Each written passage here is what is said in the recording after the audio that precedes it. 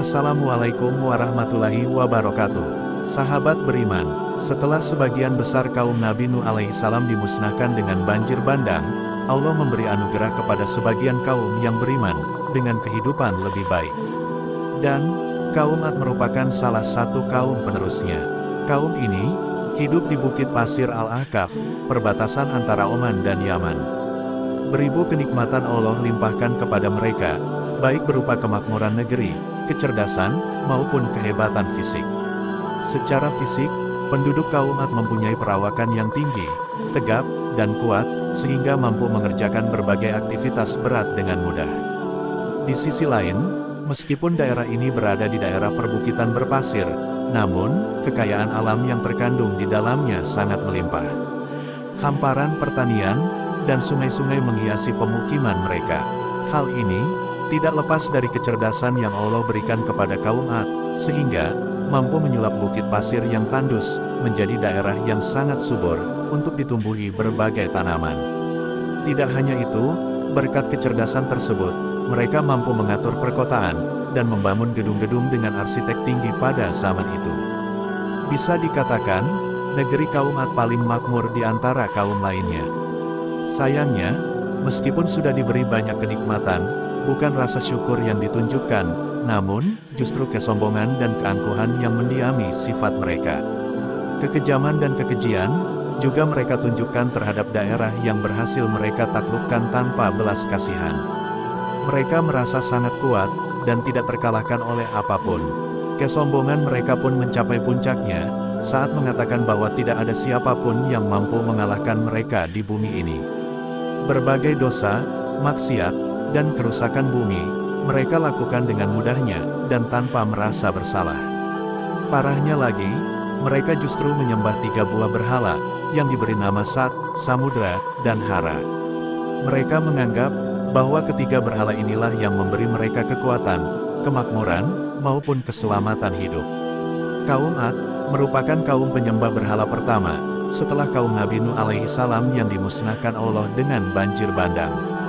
Mereka tidak mengenal lagi Allah, yang sudah menyelamatkan leluhurnya dari azab yang pedih. Yang mereka ingat, hanyalah kesenangan duniawi yang kini mereka miliki. Menghadapi semakin parahnya akhlak dari kaum Ad ini, Allah kemudian mengirimkan seorang nabi di antara kaum tersebut untuk memperbaikinya, yaitu Nabi Hud. Nabi Hud alaihissalam sendiri, merupakan nabi keempat setelah Nabi Nuh alaihissalam. Ia lahir dari salah satu keluarga kaum Ad, dengan ayah bernama Abdullah. Bahkan, ia juga termasuk salah satu saudara dari pemuka kaum Ad itu sendiri. Jika dilihat dari garis keturunan, berikut ini merupakan silsilah dari Nabi Hud alaihissalam. Hud alaihissalam, bin Abdullah, bin Rabah, bin Khulud, bin Ad, bin Aus, bin Iram, bin Sam, bin Nuh alaihissalam. Dari silsilah di atas, jelaslah, bahwa Nabi Hud termasuk salah satu cucu dari Nabi Nuh alaihissalam. Ia dipilih Allah sebagai utusan, untuk mengajak kaum Ad, agar kembali menyembah kepada Allah. Seperti halnya nabi-nabi sebelumnya, banyak penolakan yang diterimanya, baik dari tetangga, masyarakat sekitar, maupun saudara sendiri. Dalam perjalanan hidupnya, Nabi Hud menikahi seorang wanita bernama Melka, anak dari Madai bin Japet atau Yafas. Menurut beberapa sumber, beliau tidak dianugerahi anak oleh Allah. Perjuangan Nabi Hud dalam memperbaiki akhlak kaum Ad, memang cukup berat. Sifat sombong dan angkuh yang dimiliki kaum Ad, seakan sudah menutup mata hati mereka, untuk bisa menerima hidayah dari Allah. Meskipun Nabi Hud sudah memperingatkan, betapa azab Allah sangat pedih, jika mereka tidak segera bertobat, namun, mereka tetap mengabaikannya, dan justru menertawakan dan memperoloknya. Bahkan, mereka juga menantang, agar azab tersebut segera didatangkan, untuk membuktikan kebenaran ucapan Nabi Hud. Allah sangat murka dengan kesombongan kaum Ad tersebut, hingga akhirnya, azab itu diturunkan lebih cepat sesuai keinginan mereka. Azab pertama yang Allah berikan berupa musim kemarau, dan kekeringan yang sangat panjang. Hal ini, membuat sungai-sungai menjadi kering, dan tanaman mereka menjadi mati. Akibatnya, kelaparan hebat melanda kaum ini. Nabi Hud kembali menyeru kepada mereka untuk segera bertaubat, dan mengatakan bahwa ini merupakan azab Allah. Namun, seruan ini tetap tidak menggoyahkan pendirian kaum Ad untuk tetap menyembah berhala.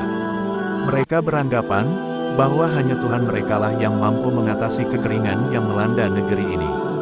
Hingga suatu saat, muncullah awan hitam yang sangat tebal di atas negeri Ad. Penduduk sangat gembira, karena mengira bahwa awan tersebut akan mendatangkan hujan dan kemakmuran kembali. Padahal, sebenarnya ini merupakan azab Allah tahap kedua. Tak berapa lama, di saat penduduk Ad bergembira menyambut akan datangnya hujan, gumpalan awan hitam tersebut berubah menjadi badai angin topan, yang memporak-porandakan seluruh rumah penduduk.